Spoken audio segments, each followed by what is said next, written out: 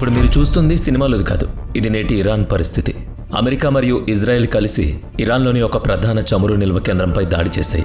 దీనివల్ల ఆకాశం మొత్తం మంటలతో నిండిపోయింది. పెద్ద పెద్ద అగ్నిగోళాలు ఆకాశాన్ని వెలిగించాయి. రాత్రిపూట దాడి జరిగిన తర్వాత మరుసటి రోజు వరకు కూడా మంటలు అలాగే కొనసాగాయి. ఇరాన్ రోడ్లు అక్షరాల కాలిపోయాయి. ఇది అమెరికా అనుసరిస్తున్న చమురు నిల్వ కేంద్రాల వ్యూహం. కేవలం సైనిక స్థావరాలపైనే కాకుండా ఇరాన్ ప్రాణాధారమైన చమురుపై నేరుగా దాడి జరుగుతోంది. తద్వారా ఇరాన్ ఆర్థిక మూలాలను దెబ్బతీయాలని చూస్తున్నారు. ఇరాన్ ఆర్థికంగా నాశనమై ఇక ఎప్పటికీ కోలుకోలేని స్థితికి చేరుకోవాలన్నది వాళ్ళ ఉద్దేశం. ఇది మునుపటిలా కేవలం ప్రభుత్వ మార్పు కోసం చేస్తున్న ప్రయత్నం కాదు. ఇది పూర్తిగా ఒక భయంకరమైన యుద్ధం. ఇరాన్ను నాశనం చేయడానికి జరుగుతున్న యుద్ధం. ఇతర దేశాలు కూడా ఇప్పటికే ఇందులో పరోక్షంగా లేదా ప్రత్యక్షంగా చిక్కుకున్నాయి. వారికి ఇష్టం ఉన్నా లేకపోయినా, వాళ్ళ ప్రమేయం లేకపోయినా ఇది జరుగుతోంది. అమెరికా ఎలాగైతే ఇరాన్ను బూడిద చేయాలని చూసిందో, ఇరాన్ కూడా మధ్యప్రాచ్య దేశాలన్నిటినీ అదే పరిస్థితికి తీసుకురావాలని చూస్తోంది. ఆ వ్యూహమే నీరు. ముందుగా అమెరికా ఇరాన్లోని నీటిని శుద్ధి చేసే కేంద్రంపై దాడి చేసింది. దానికి ప్రతీకారంగా ఇరాన్ ఒక డ్రోన్ సాయంతో బహ్రెయిన్లోని నీటి శుద్ధి కేంద్రంపై దాడి చేసింది. అంటే ఇరాన్ మొత్తం మధ్యప్రాచ్య దేశాల నీటి భద్రతను ప్రమాదంలో పడేయగలదని దీని అర్థం. బహ్రెయిన్కు అవసరమైన నీటిలో 88% ఈ కేంద్రాల నుంచి వస్తుంది. ఇప్పుడు కొంతమంది అంటున్న మాట నిజమేమో అనిపిస్తోంది. అదేంటంటే, మూడో ప్రపంచ యుద్ధం నీటి కోసమే మొదలు కావచ్చు. ఇలా నీటి కేంద్రాలను ఒక్కొక్కటిగా లక్ష్యంగా చేసుకుంటే మొత్తం మధ్యప్రాచ్యంలో తీవ్రమైన నీటి సంక్షోభం తలెత్తుతుంది. ఇరాన్ మరియు ఇజ్రాయెల్ మధ్య జరుగుతున్న ఈ యుద్ధంలో అమెరికా ప్రవేశించినప్పుడు మనం ఒక విషయాన్ని గుర్తుంచుకోవాలి. ఈ యుద్ధం అంత త్వరగా ముగిసేది కాదు. ఎందుకంటే యుద్ధాల సమయంలో లాభాలు గడించే దేశమే అమెరికా. యుద్ధంలో ఎవరు గెలిచినా అది పరోక్షంగా అమెరికాకే విజయం. అమెరికా ఈ యుద్ధాన్ని ఎందుకు కోరుకుంటుందో ఇప్పుడు మనం అర్థం చేసుకుందాం. ఈ యుద్ధం వెనుక ఉన్న అసలు ఉద్దేశం ఏంటి? అలాగే ఇక్కడ భారతదేశం ఎవరి పక్షాన నిలబడాలి? ఈరోజు మనం ఈ విషయాలను స్పష్టంగా చూద్దాం. ఇరాన్ మరియు అమెరికా మధ్య యుద్ధం తీవ్ర రూపం దాల్చుతోంది. దీనికి సంబంధించి మీకోసం చాలా కొత్త విషయాలు తీసుకొచ్చాను. ఈ యుద్ధంలో ఇరాన్కు ఒక పెద్ద అనుకూలత ఉంది. అదే ఖర్చు. ఇది అమెరికా ఉపయోగిస్తున్న నిరోధక క్షిపణి. ఇరాన్ డ్రోన్లను ఎదుర్కోవడానికి అమెరికా ఈ ఆయుధాలను వాడుతోంది. పేట్రియాట్ క్షిపణి మరియు థాడ్ క్షిపణి. అమెరికా ఎక్కువగా ఉపయోగించే 2 క్షిపణులు ఇవే. ఇరాన్ తయారు చేసే ఒక డ్రోన్ ఖర్చు $50,000. అలాగే ఇరాన్ క్షిపణి ఖర్చు $1 మిలియన్. ఇది చాలా పెద్ద మొత్తం అనిపించవచ్చు, కానీ నిరోధక క్షిపణులు ఖర్చుతో పోలిస్తే ఇది ఏమాత్రం కాదు. ఒక పేట్రియాట్ క్షిపణి ఖర్చు $5 మిలియన్ ఉంటుంది. అలాగే ఒక థాడ్ క్షిపణి ఖర్చు ఏకంగా $12 మిలియన్. ఇరాన్ ప్రతి నెల 6,000 డ్రోన్లను తయారు చేయగలదు. కానీ అమెరికా కేవలం 41 పేట్రియాట్ క్షిపణులు మరియు 8 కొత్త థాడ్ క్షిపణులు మాత్రమే ఉపయోగిస్తుంది. కేవలం $50,000 విలువైన డ్రోన్లను ఆపడానికి $5 మిలియన్ విలువైన క్షిపణులు వాడుతున్నారు. ఇది ఎక్కువ కాలం కొనసాగించగలిగే వ్యూహం కాదు కదా. ఇదే ఇరాన్కు ఉన్న అతిపెద్ద బలం.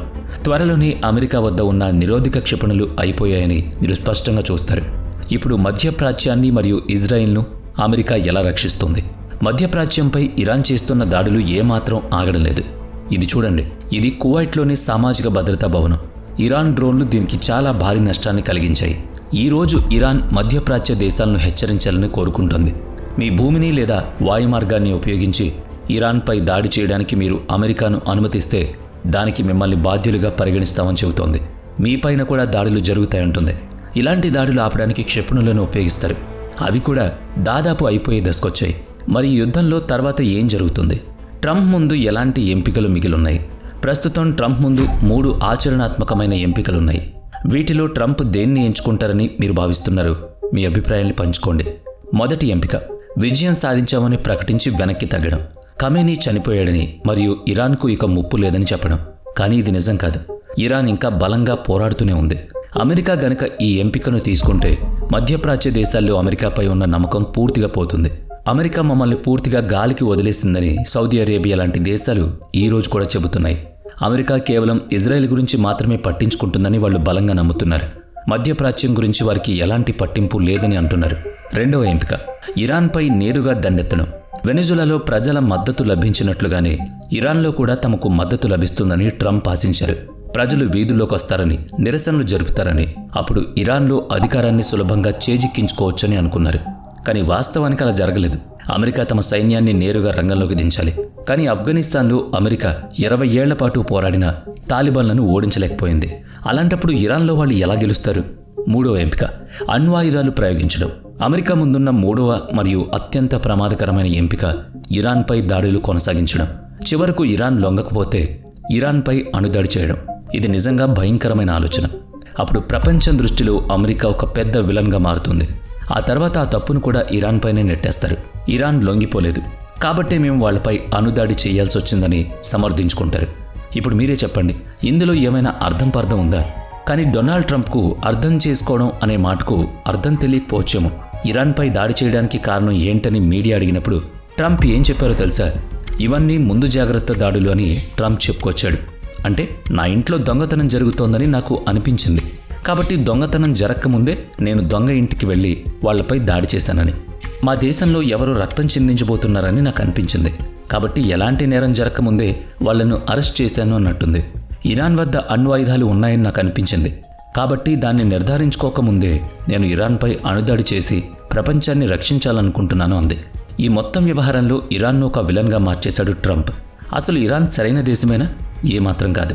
ఇరాన్లో కూడా చాలా అంతర్గత సమస్యలు ఉన్నాయి. కానీ ప్రస్తుతానికి ఇరాన్ ఈ దాడికి గురయ్యేంత తప్పు ఏమీ చేయలేదు. మీరు దీన్ని అంగీకరిస్తారా? మీరు నాతో ఏకీభవిస్తే ఖచ్చితంగా మీరు ఆమోదం తెలపండి. ఒక 50,000 మంది మద్దతు ఇవ్వాలని లక్ష్యంగా పెట్టుకుందాం. అమెరికాపై నేరుగా దాడి చేసేంత ఆయుధాలు ఇరాన్ వద్ద లేవు. మరి అలాంటప్పుడు అమెరికా ఈ యుద్ధం ఎందుకు చేస్తోంది? యుద్ధం ప్రారంభించడానికి ట్రంప్కు ఎలాంటి కారణం లేదా సమర్థన అవసరం లేదు. కానీ నన్ను అడిగితే అమెరికా ఈ యుద్ధాన్ని వీలైనంత కాలం లాగాలని కోరుకుంటుందని అర్థమవుతోంది. ఎందుకంటే అమెరికా యుద్ధ ప్రాంతానికి చాలా దూరంగా ఉంది. వారి సొంత భూభాగంపై ఎలాంటి దాడులు జరిగే అవకాశం ఉండదు కాబట్టి ఇదంతా అమెరికా ప్రయోజనాల కోసమే జరుగుతోంది. దీన్ని అమెరికా యొక్క ఐరన్ ట్రయాంగిల్ అని పిలుస్తారు. ఇందులో ప్రధానంగా 3 భాగాలుంటాయి. మొదటిది ప్రత్యేక ప్రయోజనాల సంఘాలు, అంటే ఆయుధాలు తయారు చేసే కంపెనీలకు లాభాలు రావడం. రెండవది కాంగ్రెస్, అంటే ఎన్నికల ప్రచార సమయంలో నిధులు అలాగే అవసరమైన రాజకీయ అభ్యర్థులందరూ ఇందులో ఉంటారు. మూడవది రక్షణ శాఖ, ఇది ఆయుధ కంపెనీల నుంచి ఆయుధాలను కొనుగోలు చేస్తుంది. ఈ త్రిభుజంలోని 3 భాగాలు ఒకదానికొకటి ఎల్లప్పుడూ సహాయంగా ఉంటాయి. దాని ఫలితంగా ఒకరికొకరు అనుకూలంగా పనులు చేసుకుంటూ ఉంటారు. ఇది ఎలా జరుగుతుందంటే ఒక ఉదాహరణ ద్వారా అర్థం చేసుకుందాం. ప్రత్యేక ప్రయోజన సంఘాలు అనగా ఆయుధ పరిశ్రమలు ప్రచార సమయంలో అభ్యర్థులకు నిధులు సమకూరుస్తాయి. అంటే ఎలక్షన్ ఫండ్. 2024లో జరిగిన ట్రంప్ అధ్యక్ష ఎన్నికల ప్రచారానికి ఒక వ్యక్తి ఏకంగా $250 మిలియన్ ఇచ్చాడు. ఆ వ్యక్తి పేరు మిరియం అడెల్సన్. ఆమె ఇరాన్ నాశనం కావాలని కోరుకునే ఒక ఇజ్రాయిలీ అమెరికన్. ఈరోజు ట్రంప్ ఆమె ఆడిస్తున్నట్లు ఆడుతున్నాడు. ఆమె ట్రంప్కు నిధులిచ్చింది కాబట్టి వాళ్ళు ఖచ్చితంగా ఆమె మాట వినాల్సిందే కదా.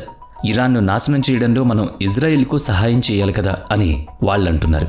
ఈ విరాళం కేవలం ఊరికే ఇచ్చేది కాదు, దానికి ప్రతిఫలం వాళ్ళకి కూడా ఏదో ఒక రూపంలో దక్కాలి. అవును, వారికి చాలానే దక్కుతుంది. ఐరన్ ట్రయాంగిల్లోని 2వ పాయింట్ కాంగ్రెస్, అంటే యుద్ధాన్ని ప్రకటించే రాజకీయ నాయకులందరూ ఇందులో ఉంటారు. ఇప్పటి వరకు అమెరికన్ కాంగ్రెస్ అధికారికంగా యుద్ధాన్ని ప్రకటించలేదు. కానీ మధ్యప్రాచ్యంలో ఘర్షణలు అలాగే కొనసాగితే త్వరలోనే యుద్ధం ప్రకటించబడుతుంది. అప్పుడు ట్రంప్కు ప్రత్యేక అధికారాలు లభిస్తాయి. కానీ యుద్ధం ప్రకటించినప్పుడు అసలు ఏం జరుగుతుంది?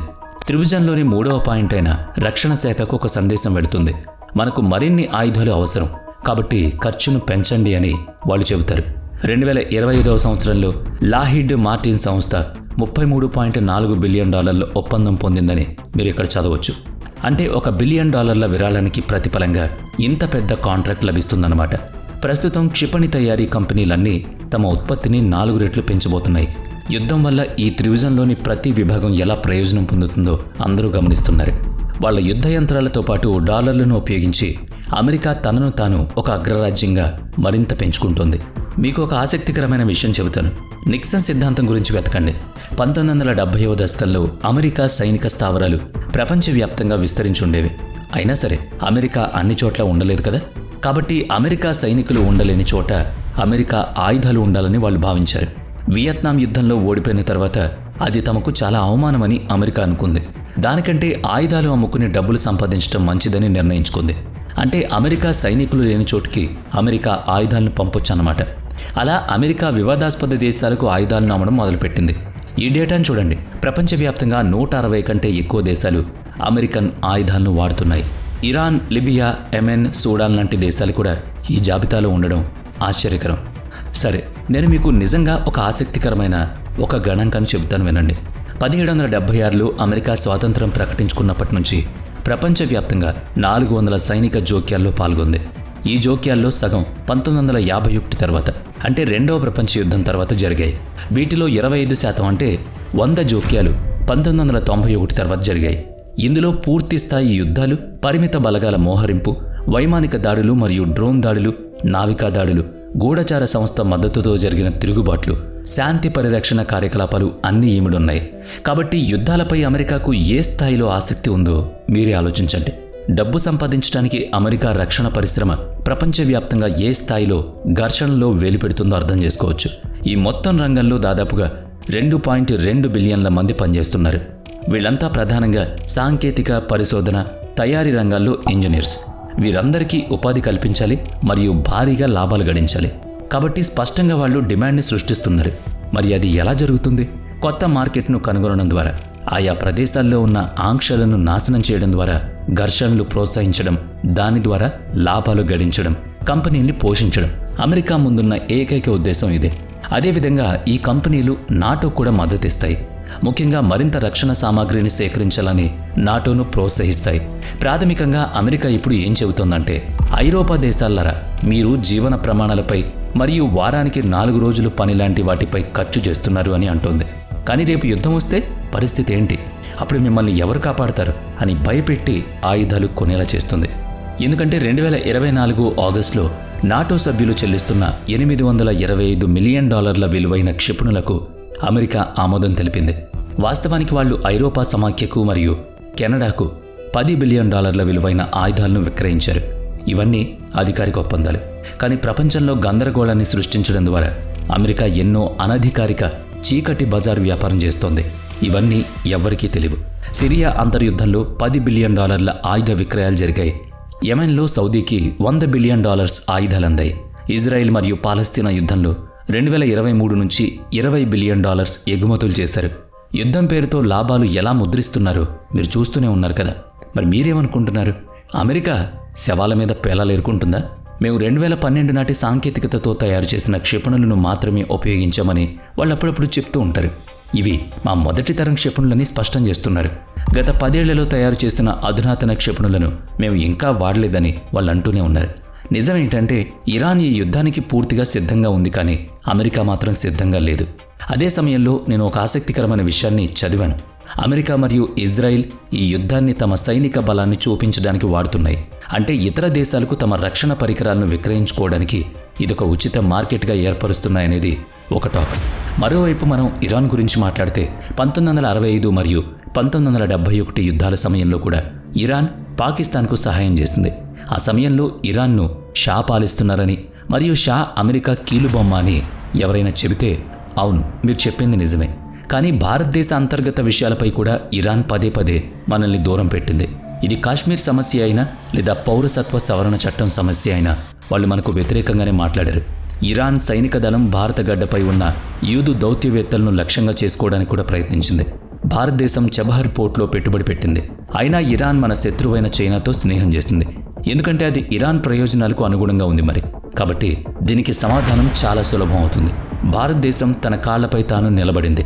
భారతదేశానికి స్నేహితులు లేదా బంధువులు ఎవరూ లేరు.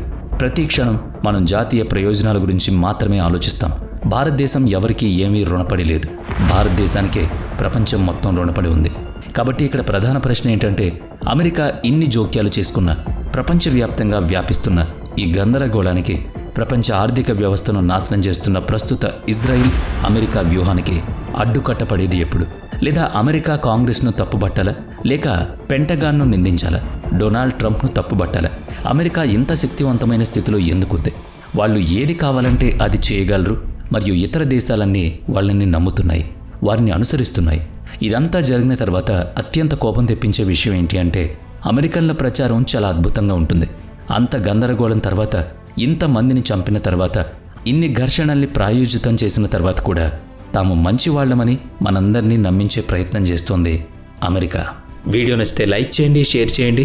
ఇప్పటివరకు మన ఛానల్ని సబ్స్క్రైబ్ చేయనట్లయితే ఇప్పుడే సబ్స్క్రైబ్ చేసుకుని పక్కనే ఉన్న బెల్ ఐకాన్పై క్లిక్ చేయండి. నెక్స్ట్ వీడియోలో మళ్ళీ కలుద్దాం. Thanks for watching.